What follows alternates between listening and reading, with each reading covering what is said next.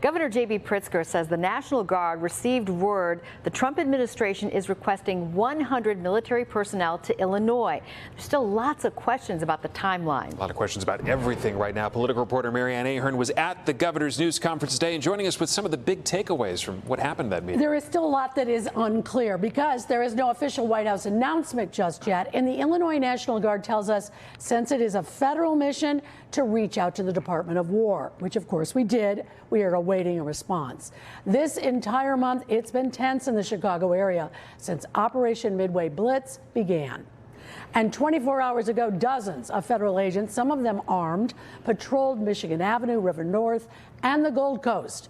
This afternoon, the governor, Mayor Johnson, and other city and state leaders reacted to Pritzker's announcement of a memo asking for 100 military personnel to the state.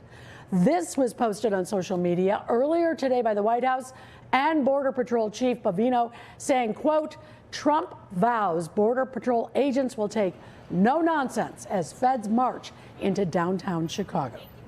Moments ago, the Illinois National Guard received word that the Department of Homeland Security has sent a memo to the Department of War seeking the deployment of 100 military troops to Illinois, claiming a need for the protection of ICE personnel and facilities. This is not about public safety.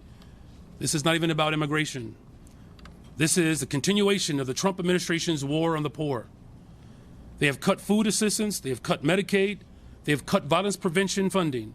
They have made life harder and more dangerous for poor and working people across this country. Right now in Broadview, there are 200 people in a place that is not a detention center. They are being held in inhumane conditions. There are no beds, there are no showers, there is limited food. Despite the governor's announcement, it is unclear just what agency the troops are coming from and exactly when. Hopefully get some clarity. I mean, we had that was a long news conference today. That went on for several hours. What stood out to you? All those speakers that were up there. Well, the big one is that there is no communication between the White House and the mayor.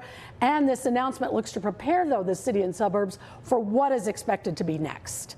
The governor hopes to deter the troops from coming to this area. However, at this point, Attorney General Kwame Raoul says he's concerned about the protests, and therefore the White House might then have a legal reason to increase its federal presence. What the president is hoping to do is foment chaos by inciting out-of-control protests. So I urge Illinoisans, don't take the bait. There is no emergency in Chicago. Don't help him create one. Exercise your First Amendment rights, but do so peacefully.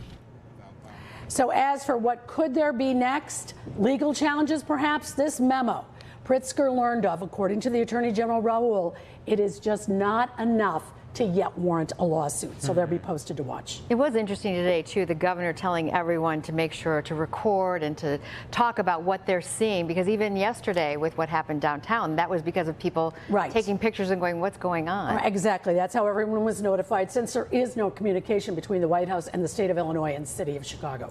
Communication, a big thing. Yes. Thank you so much, Ann. Thank you very much. Appreciate it.